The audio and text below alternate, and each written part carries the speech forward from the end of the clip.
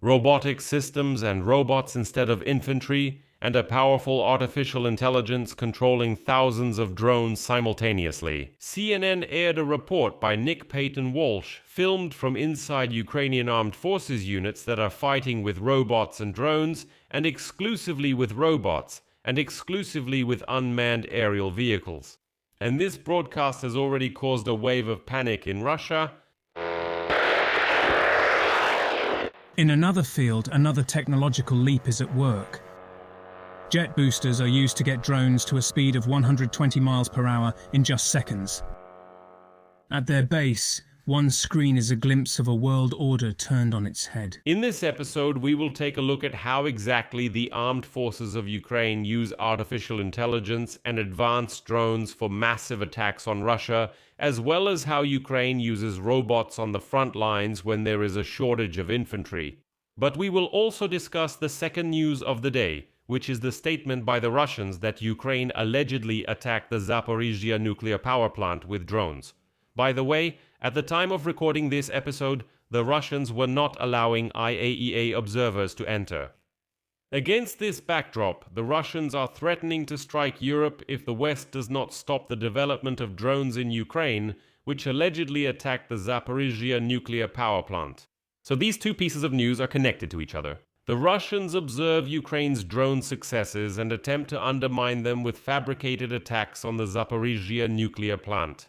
I'm Alexei Pichi. Let's discuss this topic together. Давайте вместе обсудим эту тему, но прежде чем мы начнем, please subscribe to the channel, leave a like, write any comment, and follow my Telegram channel, Pichi News.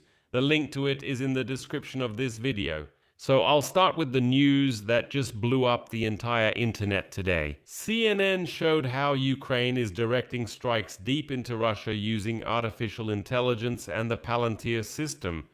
On the screens, there are real-time drone routes, target coordinates, and data that is constantly being analyzed by artificial intelligence.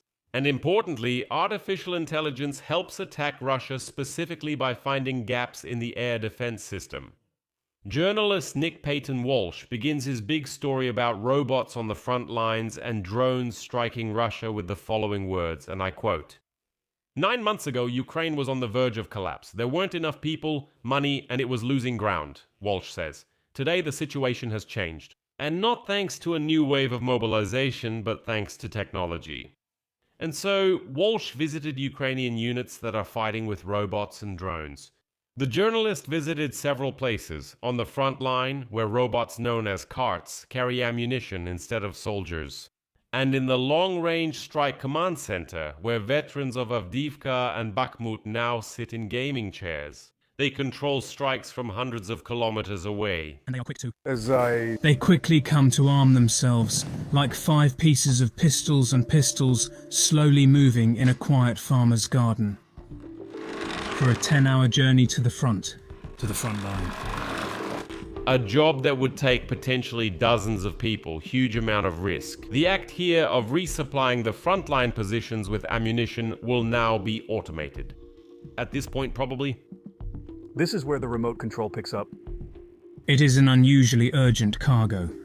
Troops pinned down for months.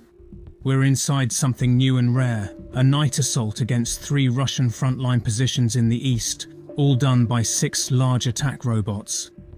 They're in casual clothes, so they won't be spotted coming into the bunker. A game of musical chairs, a drone in the sky helping guide the robot on the ground. In another field, another technological leap is at work. Jet boosters used to get drones to their 120-mile-an-hour speed in just seconds. At their base, one screen is a glimpse of a world order turned on its head. Dozens of Ukrainian drones roaming inside Russia. Code, coordinates, targets, AI-powered, pulsing on the screen faster than your eyes can read. Russia, often seen as the 3rd largest military power, preyed upon by a series of laptops. It's our biggest advantage, and why it's so hard for Russia to destroy this program, because we split up, we don't have any central hubs and use dozens of locations. Also, this software gives us a chance to work with thousands of UAVs. Looty drone can take a huge payload over 1,200 miles. I couldn't even imagine it myself, but I understand that if we had such equipment back then, more of my comrades would have survived. Later in the story, it is shown and explained how the already well-known Prisma system operates at the command post of the main intelligence directorate of the Ministry of Defense of Ukraine. This is a software interface developed in collaboration with the American company Palantir. On the screens, there are real-time routes of drones, target coordinates, and data streams from dozens or even hundreds of devices simultaneously. That is, all the drones that are operating right now, both on the front lines and those attacking or scouting Russian territory. They immediately transmit their signals to a unified system, which creates a real ecosystem where all the flaws of Russian defenses are recorded. And it is artificial intelligence that ultimately helps the drone attack Russian targets, bypassing any defenses. Well, as the military explains, the key principle of this system is as follows.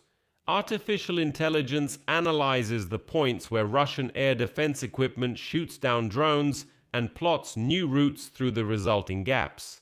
With each strike, the algorithm learns and begins to understand the logic of Russian air defense movements, so the next drone route becomes more accurate than the previous one. And importantly, the commander with the call sign vector said that there are several such centers and they are spread throughout the country, so destroying one does not stop the whole system in any way. Let me remind you of the creation of Prisma. In early May, the Minister of Defense of Ukraine, Mikhail Fedorov, officially announced this after meeting with the head of Palantir, Alex Karp, who personally flew to Kiev at that time.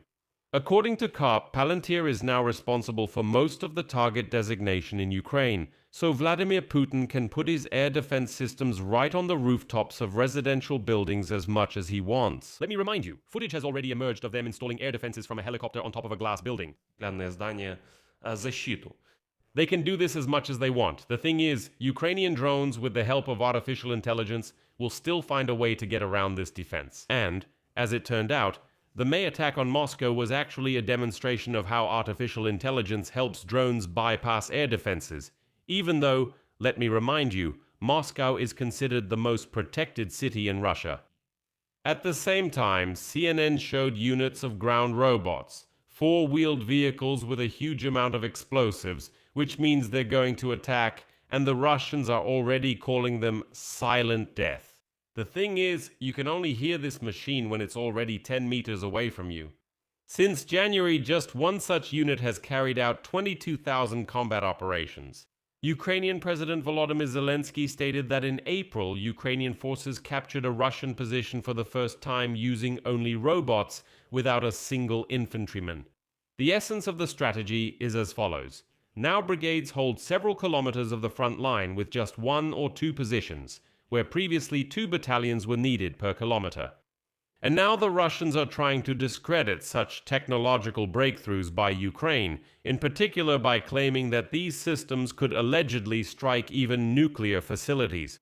The Kremlin stated that the Ukrainian armed forces allegedly carried out strikes on the Zaporizhzhia nuclear power plant on May 30th and 31st. According to the occupation administration of the Zaporizhzhia nuclear power plant, on May 31, the station's transport workshop came under fire. 6 buses and 2 Gazelle vehicles were destroyed, and there were no casualties among the staff. A day earlier, on May 30, the general director of Rosatom, Alexei Likachov, reported that a Ukrainian combat drone attacked the turbine hall building of the 6th power unit at the Zaporizhzhia nuclear power plant. Запорожской электростанции. According to him, a hole was formed in the wall, remember this moment, and the drone itself was controlled via fiber optics, which, in his opinion, rules out the possibility of an accidental hit. According to Likachov, this was the first deliberate attack on the main equipment of a nuclear power plant, with a through explosion and damage to the turbine hall building. And it's important to remember Likachov's hysteria about a supposed hole in the wall, because I'll show you this hole soon. Ukraine categorically rejects all accusations. Southern Ukraine's defense forces stated that the armed forces of Ukraine follow the Geneva Convention and do not attack the nuclear power plant. And the Ukrainian Foreign Ministry stated directly, quote, it is unclear for what purpose Ukraine would strike its own nuclear power plant located on its own territory, which it itself seeks to return under its sovereign control. This is yet another attempt by Russia to discredit Ukraine and to cover up its own criminal actions. But there is something here that many people don't notice because they don't analyze the sequence of events. Here the question arises, why did the Russians decide to push the story about an attack on the Zaporizhzhia nuclear power plant right now? It's actually very simple. In June, the IAEA Board of Governors traditionally holds a meeting where the annual report for 2025 will be reviewed. These documents are a serious problem for Russia. The fact is that for the fourth year in a row, the IAEA does not recognize any Russian claims to the Zaporizhzhia nuclear power plant and continues to consider the plant a Ukrainian facility under illegal occupation. And before every meeting of the IAEA Board of Governors every year, Russia launches a new wave of disinformation about the Zaporizhzhia nuclear power plant. This happened last year, the year before, and in 2022. Constantly, right before June, they start spreading stories about some attacks, claiming that Ukraine attacked, shelled, and so on. So the details and wording change, but the goal remains the same. And the goal is simple: to distract attention from the illegal occupation of the Zaporizhzhia nuclear power plant and to make the entire IAEA board talk about and discuss this attack, not the occupation of the plant. Now, here's the most interesting part. The Director General of the IAEA, Rafael Grossi, said that the Russians told him that there was allegedly a breach in the wall of the reactor building.